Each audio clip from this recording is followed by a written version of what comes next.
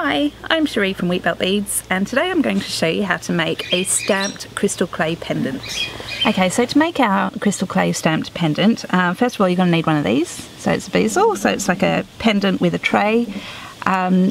Great for resin work and things like that, but we're going to use it for the crystal clay today. You also need some crystal clay. So we sell them in two sizes.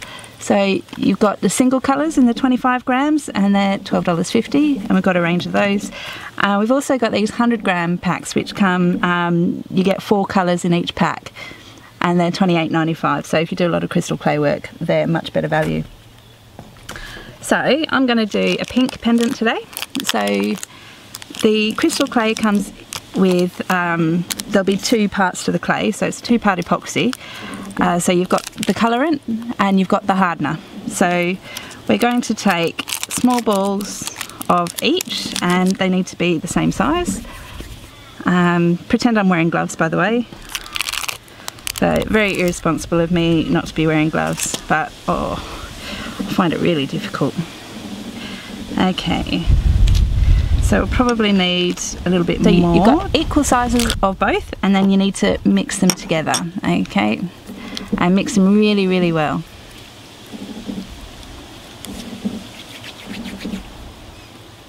So you can see it's starting to mix, but we need that colour consistent all the way through. Okay, so I've mixed that pretty well. You can see it's a fairly consistent pink all the way around. And now we need to press it into the bezel. So, so just pop it in the middle there, and then just using your thumb, push it to the edges gently. Now I find at this stage it's really, really useful to have a bowl of water. If you dip your thumb in, it can help smooth and press it and keep the fingerprints out of it. Okay, so just keep working that into the corners, just gently. Keep your finger nice and wet.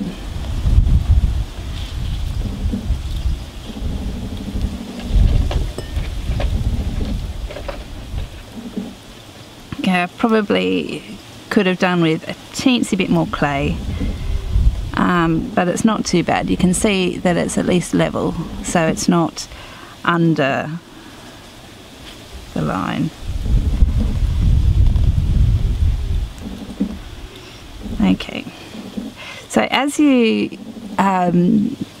get closer to the finished product, you want to make sure you don't get finger marks, you don't get fingerprints, don't get fingernail marks. So keep it nice and smooth. Okay.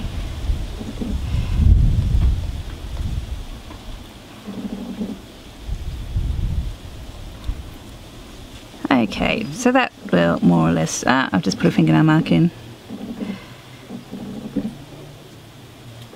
Okay, so that will more or less do. So now we just need to leave that for a few minutes, just to let it dry, to let that film of water on top kind of evaporate.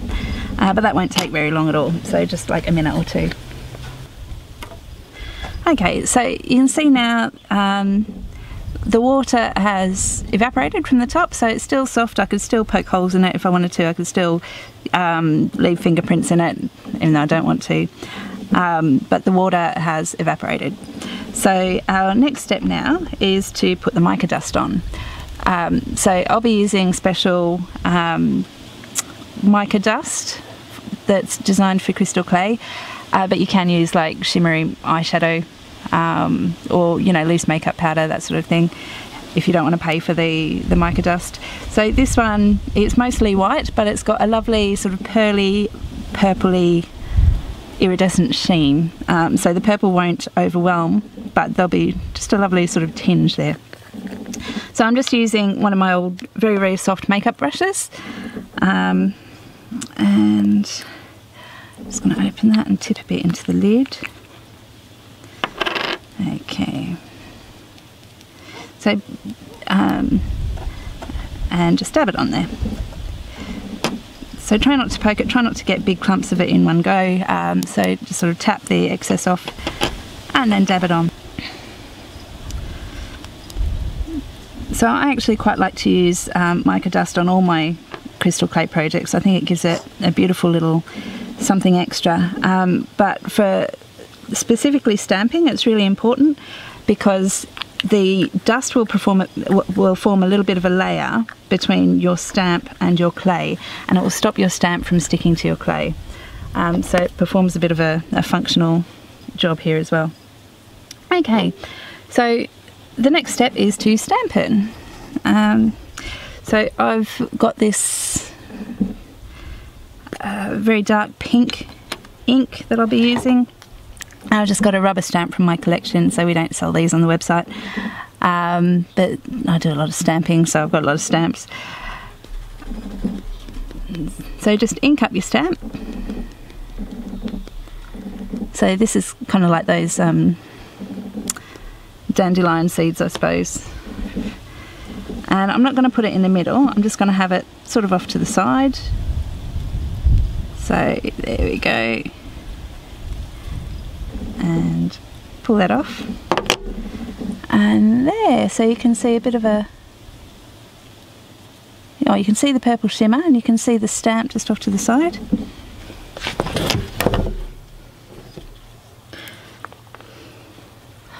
Okay, so what I'm going to do next is I'm going to put some of these butterfly charms on my stamp. I'm going to stick it into the clay. So I'm just going to cut the loops off first because I don't need those. Fly connector without loops. I'm just going to...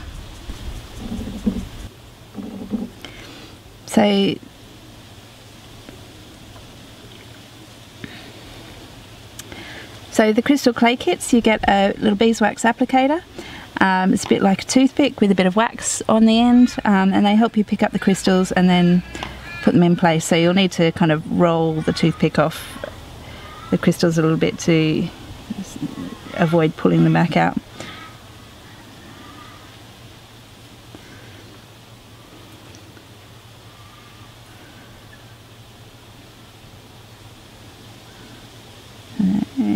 Okay.